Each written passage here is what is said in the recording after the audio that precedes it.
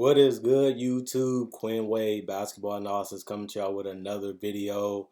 We're going to talk about Trevor Ariza getting traded, which is a very interesting trade, which I will talk about.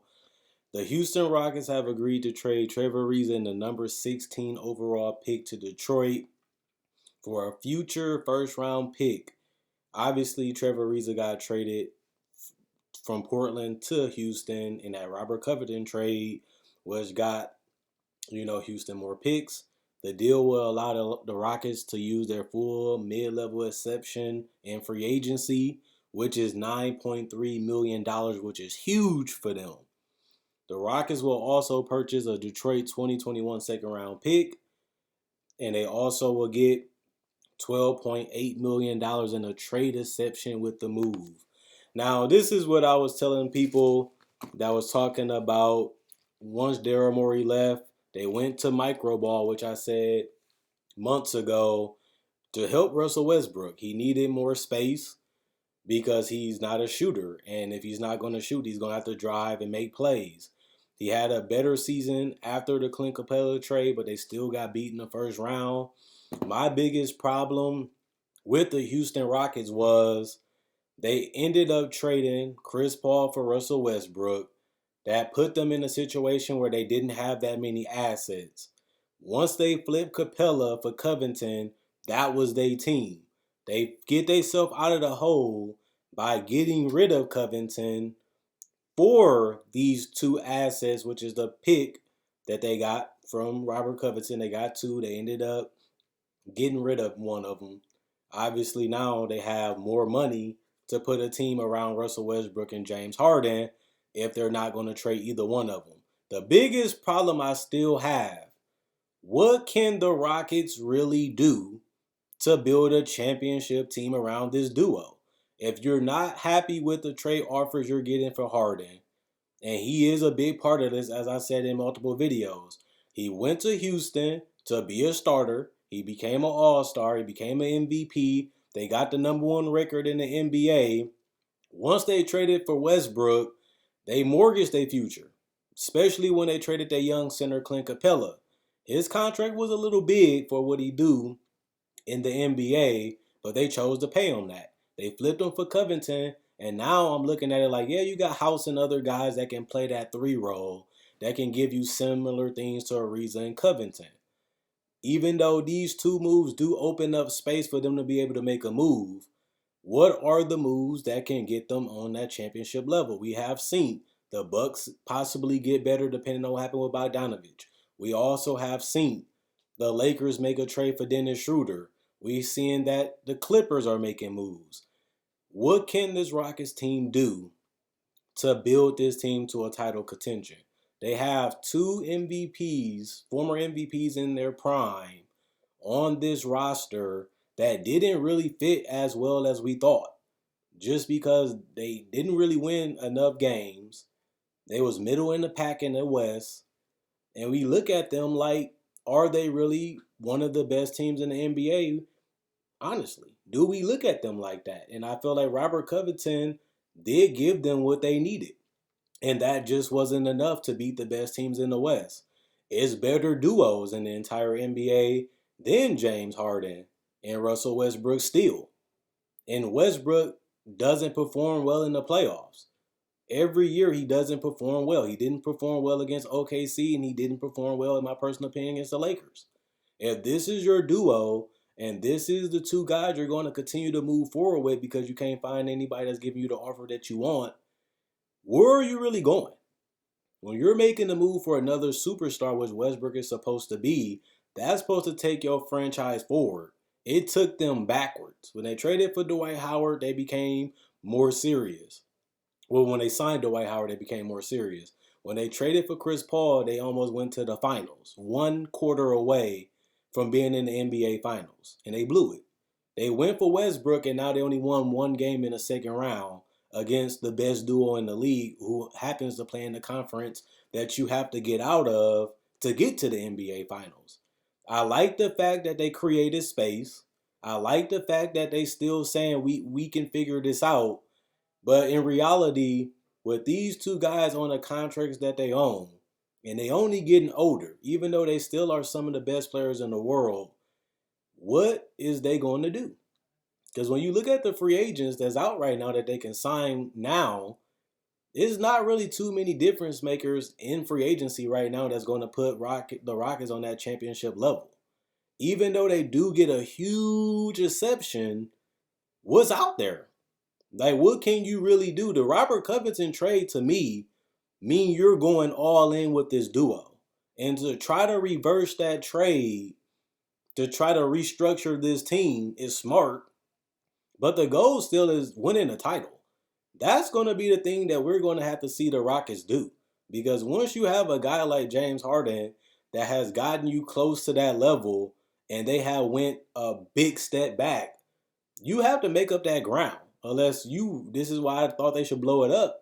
You're stuck. You're literally, you're stuck. Because it's either you're going to get rid of these guys to rebuild, or you're just going to be treading water in the West, being a first or a second round exit, because I don't really see a move out there that can make them better. And even if it do that really fit this duo? Because you do have moves that you can make this roster a little bit more, you can make it a little bit more dynamic.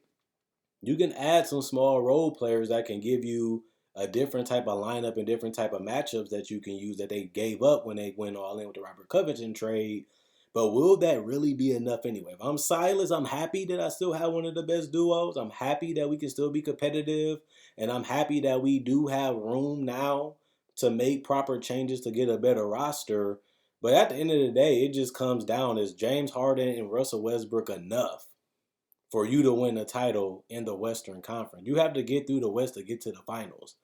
That's the thing that we're going to have to figure out, because that was one of the biggest reasons why I was like the Rockets should blow it up.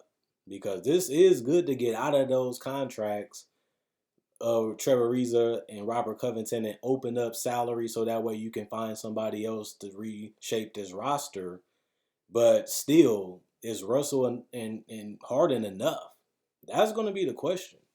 Because these are the two guys that you're paying the most money. These are the two guys that's going to really make this team what they are, because they're going to get the most touches. They're going to take the most shots and make the most plays.